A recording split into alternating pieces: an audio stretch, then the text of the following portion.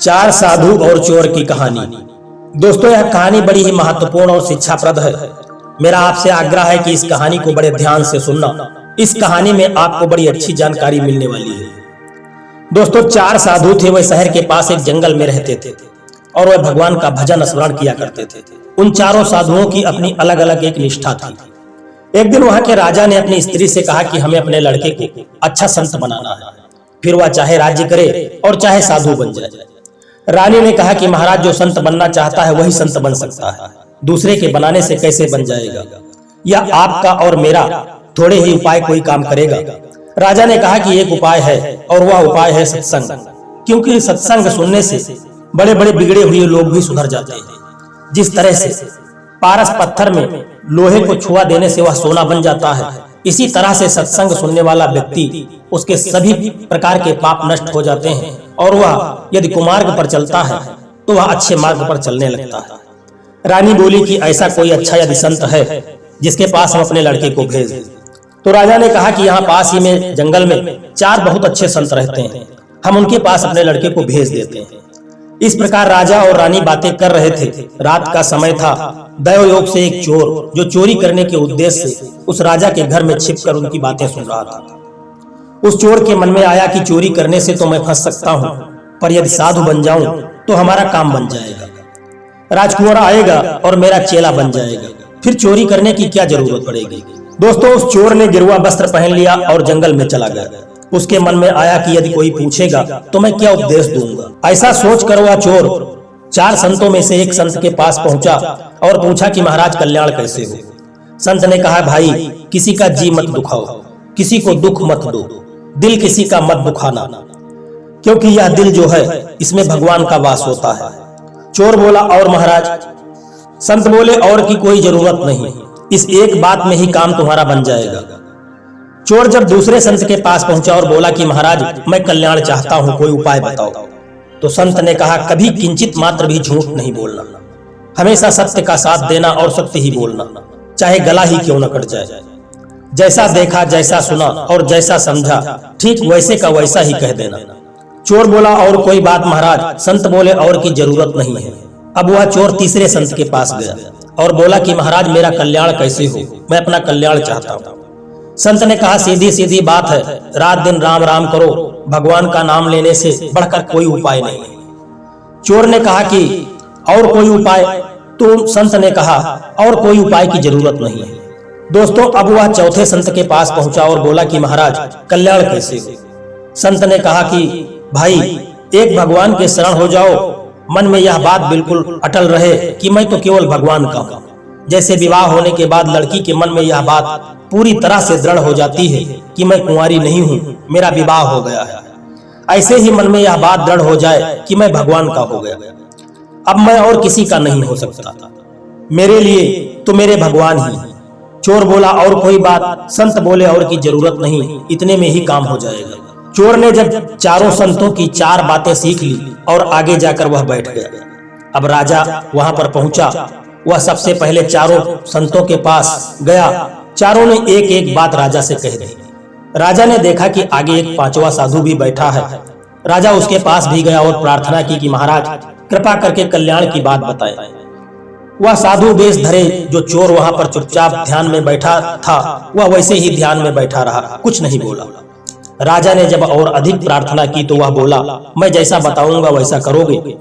तो राजा ने कहा कि हाँ महाराज, मैं वैसा ही करूंगा जैसा आप बोलेंगे। वह बोला, किसी का जी मत दुखाओ। राजा बोला, और कोई बात? वह बोला, सदा सत्य बोलो। फिर राजा ने कहा, और दूसरी कोई बात? वह बोला, भगवान के नाम का जप करो। फिर राजा ने कहा कि प्रभु और कुछ बताइए। वह बोला, भगवान के शरण हो जाओ। राजा बोला, महाराज, और कोई बात? वह बोला, संत जैसा कहे वैसा कर दो। राजा ने मन में विचार किया कि यह संत ज्यादा ऊंचा है। अन्य संतों ने तो एक एक बात कही, पर इसने तो 5 बातें कह दी। राजा बड़े सरल स्वभाव का था, उसको मालूम नहीं था कि संत की पहचान इस तरह नहीं होती है। राजा लौटकर अपने महल में वापस आ गया। जब रात्रि हुई, वह चोर छिपकर महल में आया। तब राजा रानी के पास गया। तब वह चोर दरवाजे के पीछे छिपकर उनकी बातें सुनने लगा। रानी ने पूछा कि क्या बात हुई? राजा ने कहा कि मैं जंगल में संतों के दर्शन करने गया था और वहीं से वापस आया। मैं तो 4 ही संत समझता था, पर वहां 5 संत बैठे थे। रानी बोली कि वहां जाकर आपने क्या कहा? राजा ने कहा, मैंने भगवत प्राप्ति की बात पूछी तो उनमें से एक संत ने कहा कि किसी का जी मत दुखाना, और दूसरे संत ने कहा कि सदैव सत्य बोलना, और तीसरे संत ने कहा कि नाम का जप करो, और चौथे संत ने कहा कि भगवान के शरण में हो जाओ। परंतु 5वें संत ने उन चारों संतों की 4 बातें भी बताई, और साथ ही में 5वीं बात यह भी बताई कि संत की आज्ञा का पालन करो। राजा और रानी दोनों सच्चे और सरल स्वभाव के थे। उन्होंने विचार किया कि वह 5वां संत ठीक है, अपने लड़के को उसी के पास भेज दो। उनकी बातों का चोर पर बड़ा असर पड़ा कि यदि मैंने तो नकली बात कही, उस पर भी राजा ने इतनी श्रद्धा कर ली, अगर सच्ची बात कह दूं तो कितनी मौज हो जाए। राजा के सद्भाव के कारण चोर का हृदय परिवर्तित हो गया। वह सच्चा साधु हो गया और जंगल में निकल गया। उसने विचार किया कि 4 बातों का तो मैं ठीक से पालन करूंगा, और 5वीं बात का पालन तब हो जब कोई अच्छा और सच्चा संत मिले, कोई ऐसा भगवत प्राप्त संत मिले जिसकी आज्ञा का मैं पालन करूं। वह संत को ढूंढने में लग गया। पहले चोर होने से वह चालाक तो था ही, इसलिए हर एक साधु पर उसका विश्वास नहीं बैठता था। वह कई साधुओं के पास गया और किसी पर उसका विश्वास नहीं बैठा। अब अच्छे संत को पाने के लिए उसकी लगन लग गई। उसके मन में यह बात थी कि जिससे मेरा चित्त खिंच जाए, मेरा विश्वास हो जाए, उसी को अपना गुरु बनाऊंगा। भगवान ने उसकी सच्ची लगन देखी तो वे संत बनकर उसके सामने आ गए। उनको देखते ही उस पर असर पड़ा और वह बोला कि महाराज, मैं आपके शरण हूं, मेरे को दीक्षा दीजिए। आप जैसा कहेंगे मैं वैसा ही करूंगा। संत रूप में भगवान बोले, मैं जैसा कहूंगा वैसा करेगा क्या? सच्ची बात कहता है? वह बोला, हाँ महाराज, बिल्कुल मैं वही करूंगा। मैं सच बोलता हूं कि जो आप कहेंगे मैं वही करूंगा। भगवान बोले, तो फिर पहले एक काम करो, पीछे मैं तुम्हें बाद में मंत्र दूंगा। तुम यह काम करो कि जो किसी का जी नहीं दुखाता है उसका सिर काट कर लाओ, और जो सत्य बोलता है उसका सिर काट कर लाओ, और जो नाम जप करता है उसका भी लेकर के आओ, और जो भगवान के शरण में है उसका सिर काट कर लाओ। ये 4 सिर काट कर जब तुम लाओगे तब मैं तुम्हें दीक्षा दूंगा। उसने सोचा कि ये चारों तो एक ही जगह बैठे हैं, काम तो बड़ी आसानी से बन जाएगा। वह तलवार लेकर भागा भागा गया, पर रास्ते में ही उसे विचार आया कि मैंने यह नियम लिया है कि किसी का जी नहीं दुखाऊंगा, पर जी दुखाना तो दूर रहा, मैं तो गला ही काटने जा रहा हूं।